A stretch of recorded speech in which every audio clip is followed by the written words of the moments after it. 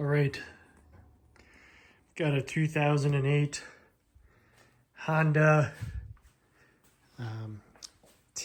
what is this? A TRX 420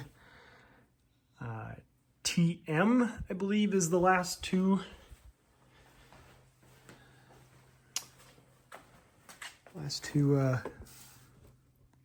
There we go. TRX 420 TM 2008. It is a two-wheel drive model, and I'm going to work on making it into a four-wheel drive model. Pretty simple four-wheeler overall. It is liquid cooled, 420cc as the name suggests. It is the kick shift model. No screen, very simple. Yeah, just very simple four-wheeler overall, which is great if you're out riding, in my opinion. Obviously, I've already done some of the expected strip down of the unit, removed the plastic footrests, or whatever you want to call them. Seats, removed the plastic over the gas tank for a little extra access on each side. Remove this for access to the radiator cap. The goal here is to make it into a four-wheel drive four-wheeler with all my parts. We need two new lower control arms, one for each side. So those guys. We need tie rods for each side. I think the four-wheel drive models are a slightly shorter length. You need this new piece here, up in the piece that the tie rods actually connect to. You need a new knuckle. I'm gonna find out about the hubs. I think they may be reusable. I do believe that this piece here is the same size as the axles that I've ordered. So this hub is likely reusable. We'll find out. Obviously you need the axles, the front diff, which will sit in here. You need the adapter for the front diff. You need the front drive shaft, which comes up and through here, which obviously two-wheel drive model is filled in. So you need a new front cover for the engine. And when those all come in here in the next few days, I'll take some video of what I ordered and explain those through, and I'll try to put the part numbers for all of these parts in the comments as well. So I guess to dive into some of the procedures I've taken to date, like I said, I removed the plastics, removed the tires, went in, drained the fluids, both coolant and oil. Coolant just drained through the hose. I disconnected it, drained it into a pan. Obviously, if you do your own stuff, you know, drain your oils right there. The amount of bolts, I did not count as I went, but I went around the whole T-case. It's a 10mm bolt for all of them. Don't miss the guy hiding right there. And then I guess the next step for me here is to peel the front cover off and see how that goes.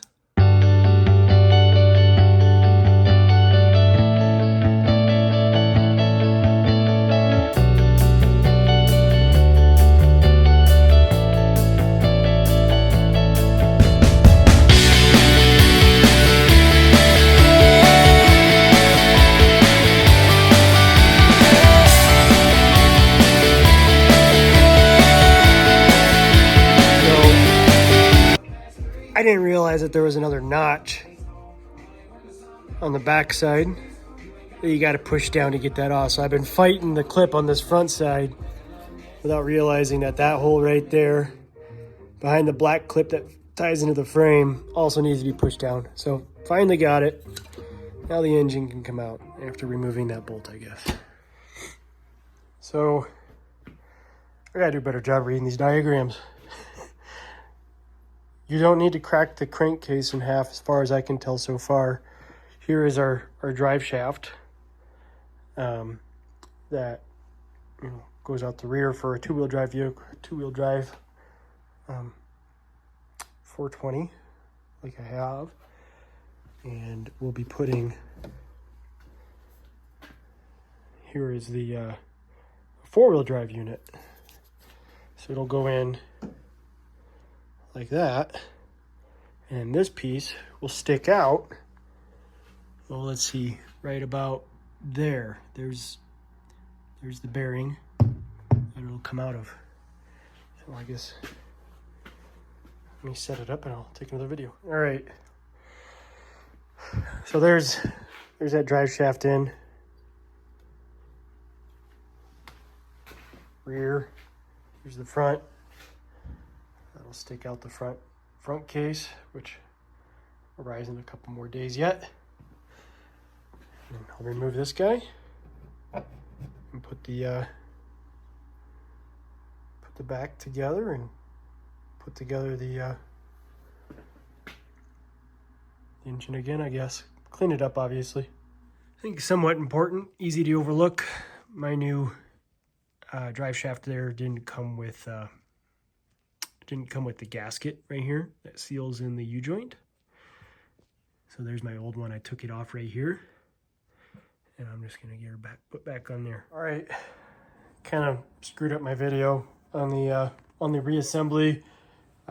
Basically, update on where we stand. The final drive is installed. I'm thinking I probably didn't have to take the whole engine out. I'll have to look at it when I get it back in. You might have been able to pull just the back and just the front off to get this piece in, and probably would not have had to disassemble this whole portion, the cylinder head. But anyway, bottom line, that guy's in, and just got done putting some gasket seal on and letting that cure out. And in the meantime, I think I'm going to work on getting some of the parts installed on the front, and I'll update that with in a few moments. All right, so research has told me so far, we'll see as it goes together here. Lower control arm, not upper control arm, has to replace. Tie rod, I'll take that part off here and get that replaced. It looks a little different than the other one. I guess we can do a quick comparison.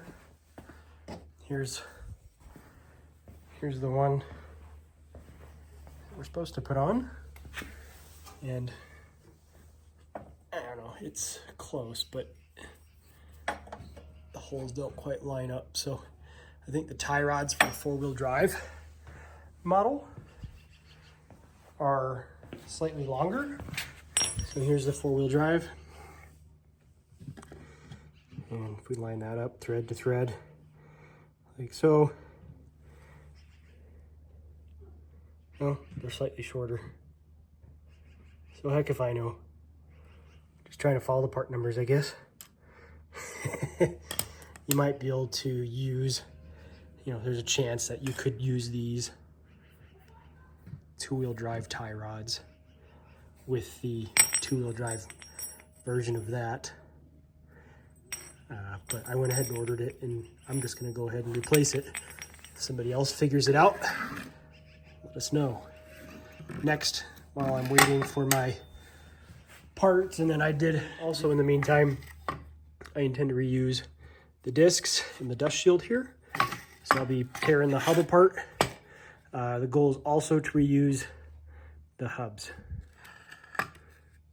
So that separates the knuckle from the tie rod arms, sorry. Wasn't too bad. These came off one by hand with very little effort. The one, I forget which one anyway, needed a little help from a puller, but I'm sure for anybody who doesn't have, it just took just a tiny bit of torque from that to get it to pop. So if you don't have one, I'm sure there's other ways if you run into a similar issue. But when my drive shafts come in, essentially that goes right on there. And obviously this will look like the drive shaft, and you'll bolt on and go back onto the quad. In the process of installing the new left-hand side lower control arm here, if anybody's curious what the differences are, there's not a ton, but that middle bracket I think probably gets in the way of the drive shaft, or sorry, the axle, the front axle.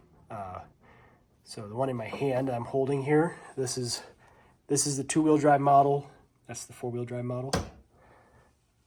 You can see those differences. And then one of the bigger differences I noticed was the drop.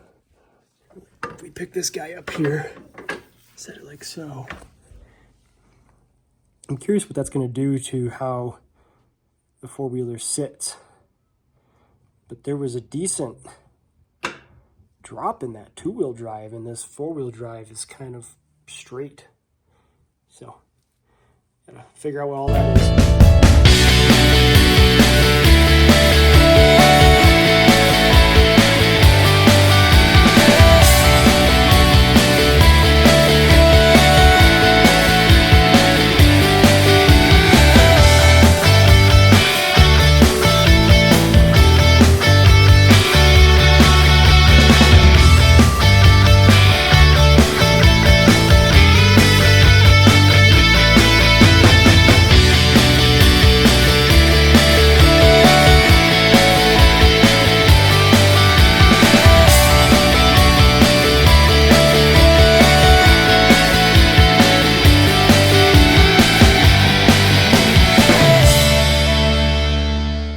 Learning as I go here.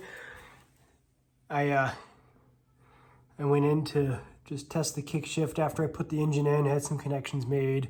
Obviously I had the rear here all sealed up, good to go, and it wasn't shifting. And I was like, well, what the heck? So I took it back apart and I realized that that piece that's moving right there, that stick, is the kick shift, and it needs to go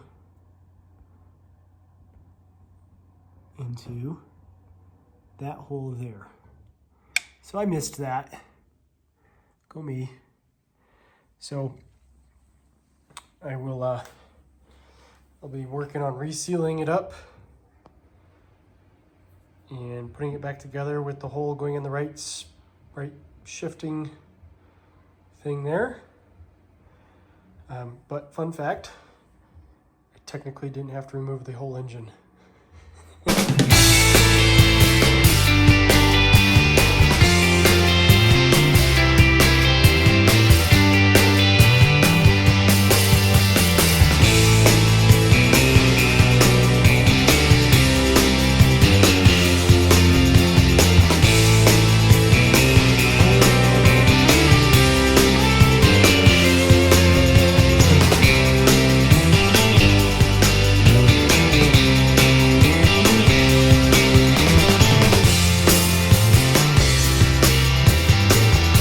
Well, it's about wrapped. 2x4 to 4x4 conversion on a 2008 Honda Rancher is just about complete.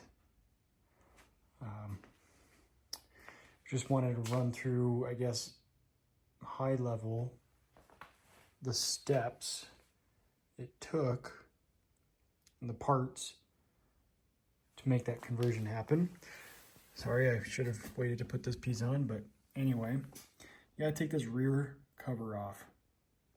So you can see where my silicone line is there. That whole cover comes off from the back. If you're patient, you can probably do all of this with the engine remaining in the quad. You may need to unbolt the engine mounts themselves, but overall, I think it could be done. But you take that off simply to put the drive shaft that comes through the front for the 4-wheel drive up front. That's the only reason you gotta take that back. that back cover off. Obviously, you got to have the front cover off. You got to swap it out because it doesn't come with this hole. And then mine, this cover that I bought was a used one off eBay. It was actually from a one of the automatic transmission models, so it actually had the holes on the cover here for that mounting. I just made a makeshift plate and caulked it up, or not caulked it, siliconed it up. So pardon, a little rough up there. Otherwise, try to keep it pretty clean. And then I don't think there was.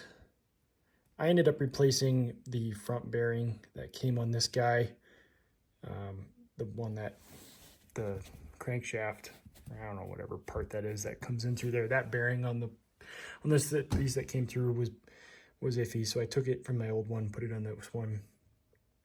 And then since this was an automatic one, it was also missing the needle bearings where the kick shift lever comes through.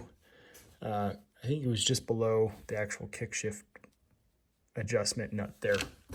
So those were removed from my old one and put into this one. Other than that, I mean, really all the work was up here. Had to get the front drive shaft, missing the bushing. That bushing's on its way. Gonna put it on here as soon as it gets here. Obviously the front differential, the cable to engage. I've got the piece coming to put up here, so this is clean, but it does actually make it, well, I gotta finish some bolts in here yet, but anyway, that does actually pull this into four-wheel drive engagement. I needed tie rods. Somebody else could research to see if that's absolutely necessary. May not be. This piece here, the hooks onto the handlebars down here, and the tie bars. It's shorter in the four-wheel drive model, and I think it has to do with they're making it so you can't turn as sharp with the four-wheel drive, because I think you'll bind up your CV axles. So obviously from there, we needed CV axles. I have one used, one new. Needed the hub. Needed the lower control arm. My brakes were transferred from my old hubs. And then new hubs. You need the new hubs simply because there is the splines in these hubs for four-wheel drive engagement versus the two-wheel drive or just bearings. So just to kind of walk you through those parts single-handedly, for at least what I took off, this was the two-wheel drive part. This is the collar for drive shaft that just came with my spare differential. Yeah, pretty rough piece of work there. I think it's those southeastern boys that like to go mudding. Another project. These are the hubs for two-wheel drive. Essentially, I mean, they're almost identical. I left the tie rods on here, but the hubs for the four-wheel drive are hollow instead of having this spline on them. And then those slid right over. Sat down there. And then as I stated before, it's just a bearing in there instead of the splines. This was the rear-wheel drive only drive shaft. The front wheel drive is longer. And then the two-wheel drive model here. So this is the bearing I replaced right here, which this is the old one. Just not as good as condition as what I had. And then I tried to take this one out. I actually bought new wheat needle bearings, but tried to get that one out to use that for the kick shift. Other than that, I guess to show you, I use this one as my mock-up, but this is where, if you have the automatic transmission, there's some holes and seals and bearings in there. If you wanted to have that, that's what mine came with, and what I sealed up. Pretty much concludes going from 4-wheel to 2-wheel. I have fired it up, and really nothing changes on that side of, unless you wanted the 4-wheel drive indicator, which you could install yourself. There, these differentials come with that connection piece right there, but I don't really need it. Got the lever to tell me that. So I guess that being said, my lever installed nicely. It's right here. 4-wheel, 2-wheel. I hope this video isn't too boring, and that others who wish to try this give it a go. Thanks for watching.